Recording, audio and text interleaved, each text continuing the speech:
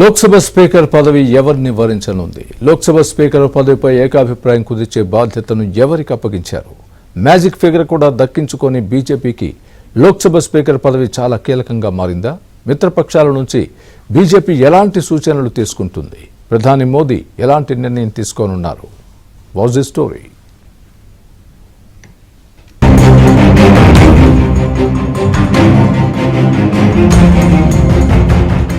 Lok Sabha speaker పదవి ఈసారి NDA మిత్రపక్షాలకు దక్కే అవకాశం ఉందంటూ జరిగిన ప్రచారానికి బ్రేక్ పడింది. మ్యాజిక్ ఫిగర్ కూడా దక్కించుకుని బీజేపీకి ఈసారి లోక్సభ స్పీకర్ పదవి చాలా కీలకంగా మారింది. అందుకే ఈసారి పదవిని తామే ఉంచుకోవాలని ప్రధాని మంత్రి భావించారు. మిత్రపక్షాలు పట్టుబడితే డిప్యూటీ స్పీకర్ పదవిని మాత్రం వారికి కేటాయించాలని కూడా సూత్రప్రాయంగా నిర్ణయించారు.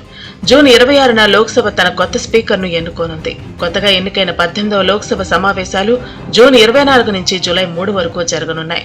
మొదటి 2 రోజులు కొత్త సభ్యుల ప్రమాణ స్వీకారం జరగనుంది.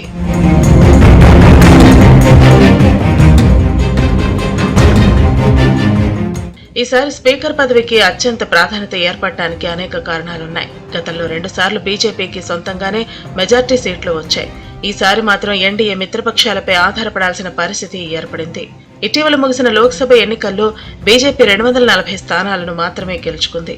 మెజార్టీ మార్కుకు ఇంకా 32 తక్కువగానే ఉన్నాయి. ఈ క్రమంలో AP CM Chandrababu, Bihar CM Nitish కుమార్లు ఎన్డీఏలో కీలక భాగస్వాములుగా ఉన్నారు. ప్రస్తుతం బీజేపీ తన మిత్రపక్షాలపై ఆధారపడి ఉంది కాబట్టి సభలో ఏదైనా సంక్షోభం ఎదురైనప్పుడు స్పీకర్ పాత్ర కీలకంగా మారుతుంది. పార్టీ ఫిరాయింపులకు సంబంధించి రాజ్యాంగంలోని 10వ షెడ్యూల్ ప్రకారం కీలకమైన సమయంలో స్పీకర్ నిర్ణయం తీసుకోవాల్సి ఉంటుంది. ఈ క్రమంలో ఈసారి కూడా స్పీకర్ పదవిని తమతోనే ఉంచుకోవాలని ప్రధాని మోదీ నిర్ణయం తీసుకున్నారు. స్పీకర్ రేసులో ఎన్టీఆర్ కుమార్తె పురంధేశ్వరితో పాటు పలువురి పేర్లు ప్రచారంలోకి వచ్చాయి. పురంధేశ్వరికి యూపీఏ ప్రభుత్వ హయాంలో కేంద్ర మంత్రిగా పనిచేసిన అనుభవం కూడా ఉంది. అయితే 17వ లోక్సభలో స్పీకర్గా ఓం బిర్లా మెరుగైన పనితీరును కనబరిచినందున ఈసారి కూడా ఆయన్నే కొనసాగించాలని ప్రధాని మోదీ నిర్ణయం తీసుకున్నారు.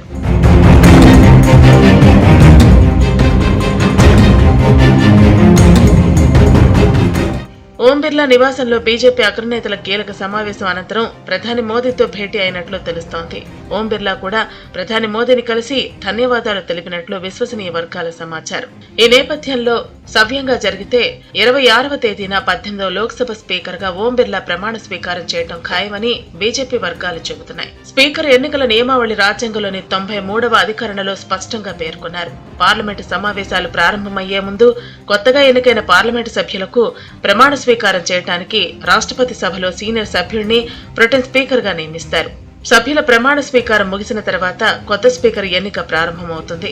కొత్త స్పీకర్ అభ్యర్థికి మద్దతునిచ్చే మోషన్ నోటీసులను ఎన్నికకు ఒకరోజు ముందుగా అంటే జూన్ 25వ తేదీనే మధ్యాహ్నం 12 గంటల్లోపు సభ్యులు సమర్పించాలి.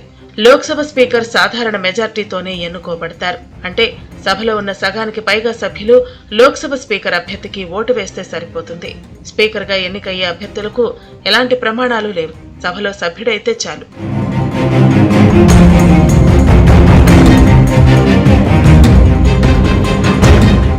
లోక్సభలో స్పీకర్ స్థానం చాలా కీలకమైంది. సభను నడిపించే బాధ్యత మొత్తం స్పీకర్దే. పార్లమెంటరీ సమావేశాల ఎజెండాను కూడా స్పీకరే నిర్ణయిస్తారు. వాయిదా తీర్మానాలతో పాటు అవిశ్వాస తీర్మానాలను కూడా ఆమోదించేది స్పీకర్ మాత్రమే. సభా నియమాలకు సంబంధించి ఏదైనా వివాదం ఉన్నట్లయితే స్పీకర్ ఈ నిబంధనలను అర్థం చేసుకుని వర్తింపచేస్తారు. స్పీకర్ నిర్ణయాన్ని ఎవరూ సవాలు చేయడానికి ఉండదు. సభలో అధికార, ప్రతిపక్ష సభ్యులు ఉన్నందున స్పీకర్ పార్టీలకు అతీతంగా ఉండాలి.